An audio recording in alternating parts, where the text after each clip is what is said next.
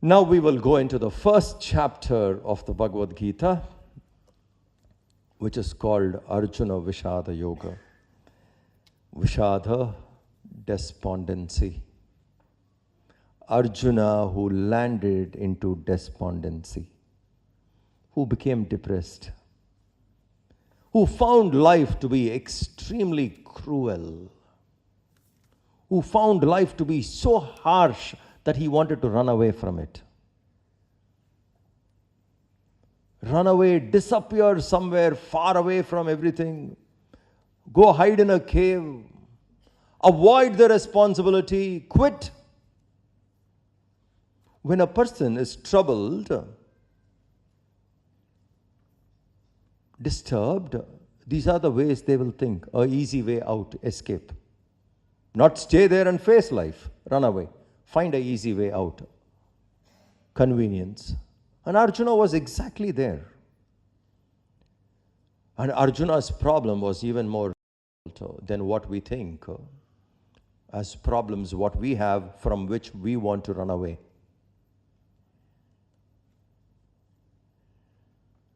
You know, the battlefield, Kurukshetra, the Pandava army had 7 Akshayanis. The Kaurava army had 11 Akshayanis. Put together is 18. You calculate the number, it goes to 33 lakhs of soldiers only. Can you imagine a war of this kind? 33 lakhs of soldiers have assembled. Now, there are details. How many horses were there? How many camels were there? How many elephants were there? How many people were there helping each one of them support the staff? 33 lakhs of soldiers fights whole morning from sunrise to sunset and comes back tired after the war. What should be the kitchen?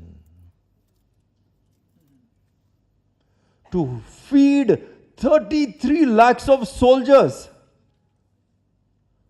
What should be the size of the kitchen? Can you imagine what was the size? It is not an ordinary war of 2 small people between 2 families. No, it was not. Though the enemies predominantly were divided, or a family divided, but if you can imagine the size, this was the size of the war. And in that battlefield, Arjuna is facing, and some people are very, very dear to Arjuna. The hardest thing in life is to punish people whom you love. Hardest thing. To say a harsh word, we hesitate, isn't it? If I say that person will feel bad, how much we hold back. It's the hardest thing. To say a word which would hurt, or to punish someone whom you love.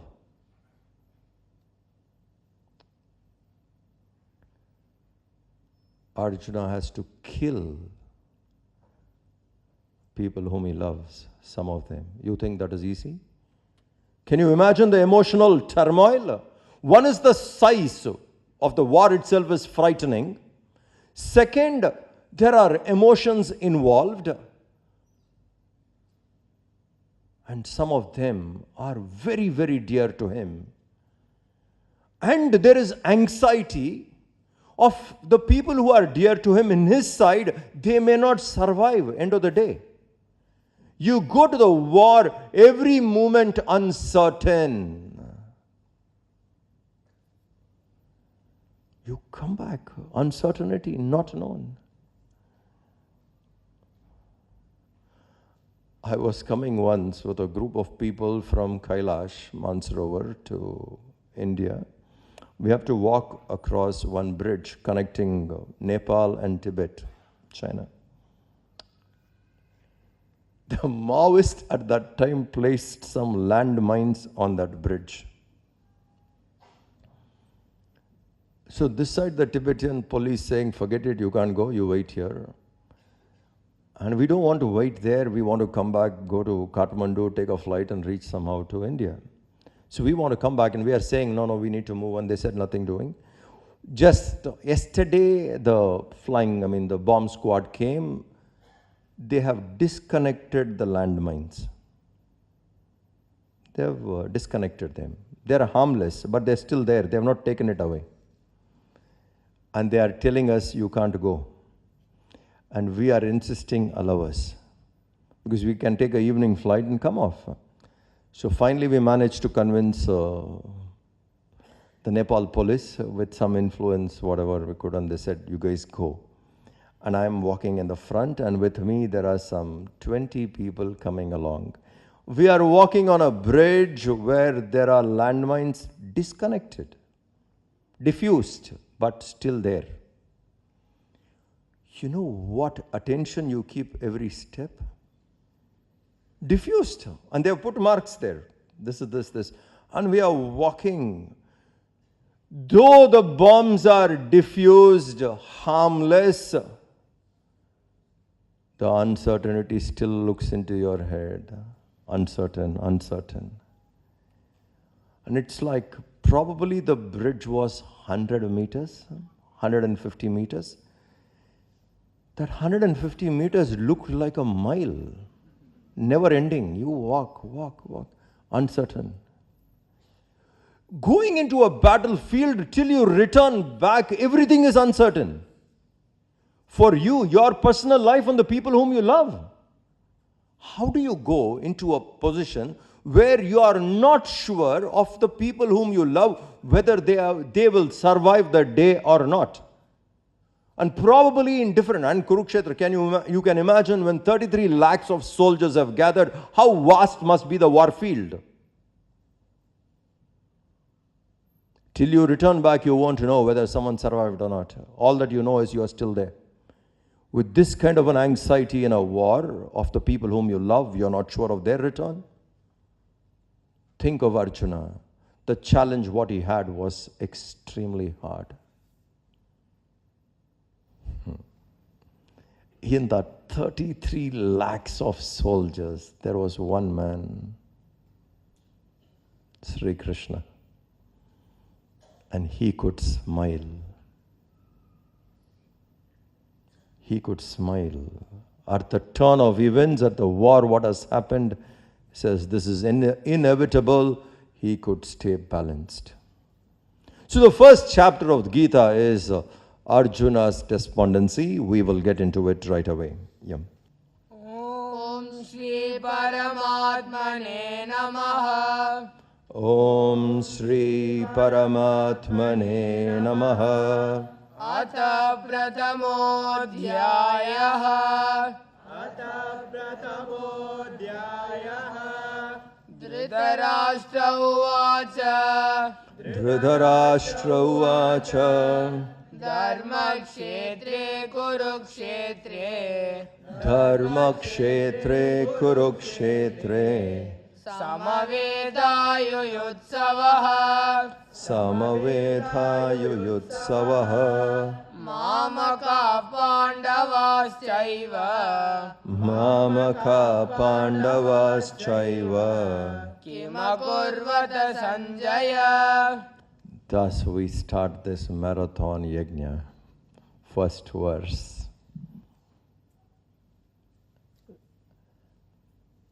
Dhritarashtra Vacha, the blind king, Dhritarashtra. One who is very firmly attached to the seat, Rashtra. Everybody has deep attachment to the chair. Age doesn't matter. Whether you are young, aspiring at the age of 16 or 18, or you can be far, far away from the retirement age. Dhritarashtra. Deep attachment to the seat. Hold on. So this blind king, he had great attachment to his own chair, And what he wanted to do was to see his own son sit there. History keeps repeating. All over the world you see. So here he says, he's asking the reporter Sanjaya, who has got the special powers to see what happens in Kurukshetra, and he can report to Dhritarashtra. So Sanjaya is sitting there. So Dhritarashtra, the blind king, the father of the Kauravas, is asking Sanjaya, please tell me what's happening there in the battlefield. Dharma Kshetre Kurukshetre, the righteous field, Dharma Kshetra, the field of duty. The soldiers who have gone there to the war, they felt this is our duty now. By performing our duty to the best of our ability, we will purify ourselves. If death has to happen, let death happen in performance of our duty. Dharma Kshetre, Kurukshetra. Kurukshetra is the place. And the blind king is saying, my children and the Pandavas have assembled there, Mamakaha. My people and the Pandavas and the son of Pandus. You see that? If Yudhishthir saw this difference, that Dhritarashtra is not his family, he would not have even gone for the gambling invite. When he was invited, he said, my father, Dhritarashtra, is like my father, my brothers, my father's brother, my family. He is inviting me. I cannot say no, let me go. And look at Dhritarashtra. Hey Sanjaya, please tell me, my children and the sons of Pandu have assembled to fight. What is happening there? Dharma Kshetre Kurukshetre Samaveta Yuyutsavaha Mamakaha Pandavas Chaiva Kima Kuruvata Sanjaya. Oh Sanjaya, please tell me what happened there.